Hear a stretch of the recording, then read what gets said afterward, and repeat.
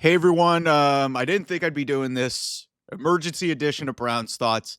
Cleveland Browns came out with a statement on Friday morning that Deshaun Watson has had a second surgery on his Achilles tendon. He ruptured it, which I didn't even know was possible. I have had a couple people I've reached out to a couple people. I've seen a couple people post this that they have torn their Achilles and like they didn't even know you could re-rupture it.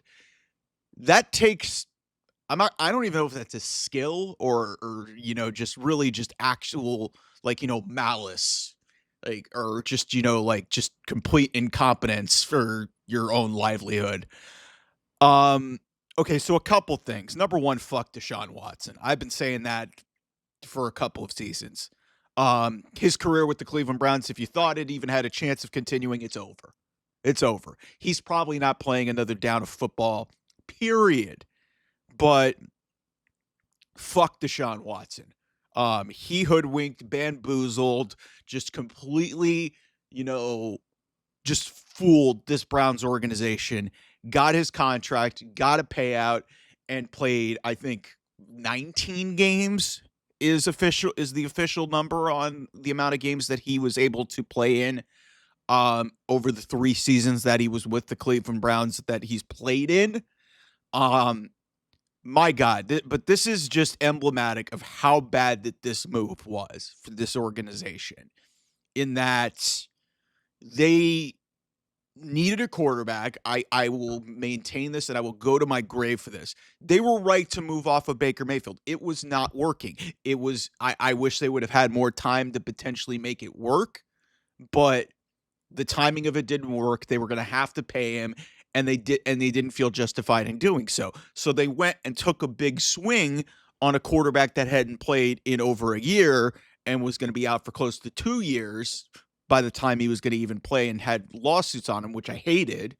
Um, and here we are. But yeah, we will look back on that trade in 2022 as the really like the sinking point of this Cleveland Browns organization. Because yeah, obviously they've got to heavily think about quarterback at the top of the draft. Whoever the Titans don't take is definitely in play.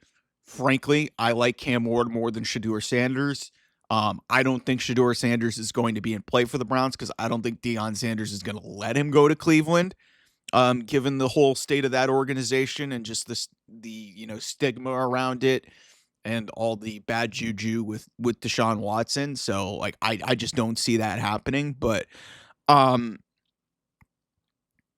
like when we all think about this guy, what we need to talk about, number one, is what's gonna happen next. Because if this Deshaun Watson thing, and I don't see any reason why it would have actually happened in the team appointed rehab.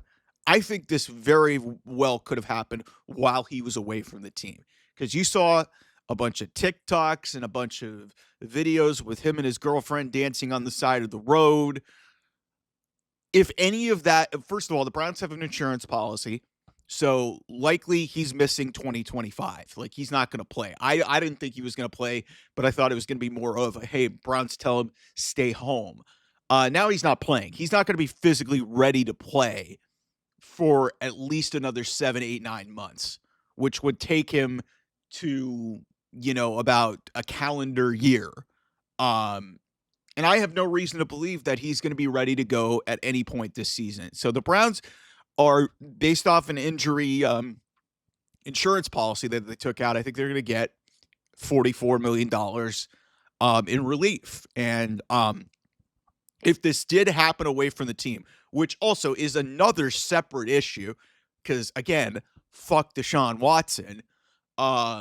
If this happened away from the team, their grounds to get the rest of this contract, and they might be able to void it altogether. If that happened. And that would be a huge relief for this team that they can kind of move forward, get out of this albatross and find and get a way out of this situation. Look, it sucks that it had to come to this, but I've grown cynical and I've just gotten to the point where I've just like, you know what? It's probably karma.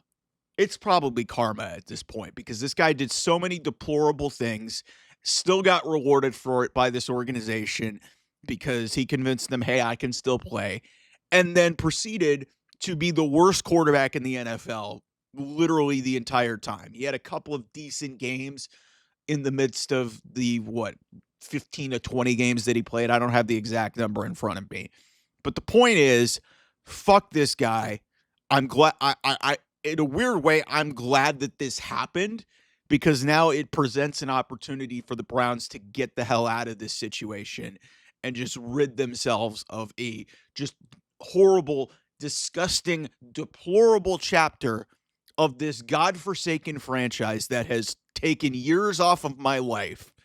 And like, seriously, what an idiot, man. I didn't even know you could re-rupture your Achilles. And what? He ruptured this in October.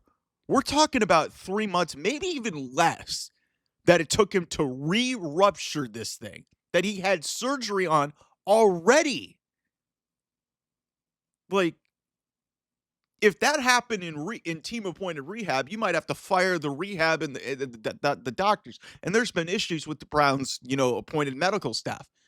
But if this happened away from the team, holy shit, this guy really didn't give a crap about this Browns organization, which to me was already evident. But to do that 3 months into a recovery, knowing you have 2 years left on your contract, and I could already see that he didn't give a shit when he's doing TikTok dances, the optics of that with his wife, girlfriend, I don't even care. But seriously, fuck this guy. Fuck this guy. I mean, I was not a fan of like people, cheering him when he got hurt on the football field. This is a whole different level. It's like, good riddance. Good riddance. Like this is I'm so frustrated for a lot of different reasons. Um because this was supposed to be like a turning point for this franchise and now it's sunk this team to the point of, hey, we've got to reevaluate and go get a quarterback in a draft that's not very strong on quality quarterbacks at the top of the draft. So I don't even know if that's even a possibility. Like maybe, frankly, I'll be honest with you. If it comes to it and Shedeur Sanders is the option at 2 and the Raiders come calling, I would trade out. I would trade out, or I mean, I would try to stay close, maybe trade out to another team and bargain it off and get Abdul Carter. I would totally sign off for that. Because if Kirk Cousins is available, that's a pretty good stopgap for you. Even though, yeah, a lot of people, I feel a hell of a lot better about Kirk Cousins. If it's Cam Ward at 2, I think you have to at least, consider the possibility that that's your best option, at least moving forward. And we can see if Kevin Stefanski can potentially, mold this guy into a potential Jaden Daniels, CJ Stroud type resurgence for this team. Because Cam Ward is a great kid. He's got infectious energy. He's got a lot of life to him. He's got a life to his arm. He's got a life to his game. It's a little bit reckless at times, which worries me a little bit. But I've been around the kid, and I really I would be cool if the Browns wanted to make him the face of the franchise moving forward. Shedeur Sanders, a little bit lukewarm about it. There's a lot of stuff that comes with it. And frankly, I don't think that the Sanders family is going to let Shedeur go to Cleveland. So that's just me. So yeah, that's big picture takeaways from just really another bad day in the history of this Cleveland Browns franchise. Like, share, and subscribe here on the channel for more Browns content. We'll have a lot going on because obviously this is going to be a big offseason with the number 2 pick in the draft. And obviously this Deshaun Watson situation to see, whether it's revealed, whether we find out that this happened in rehab or not. But holy shit, what a dark day for this franchise. Anyway, I'll talk to you guys soon. Bye-bye.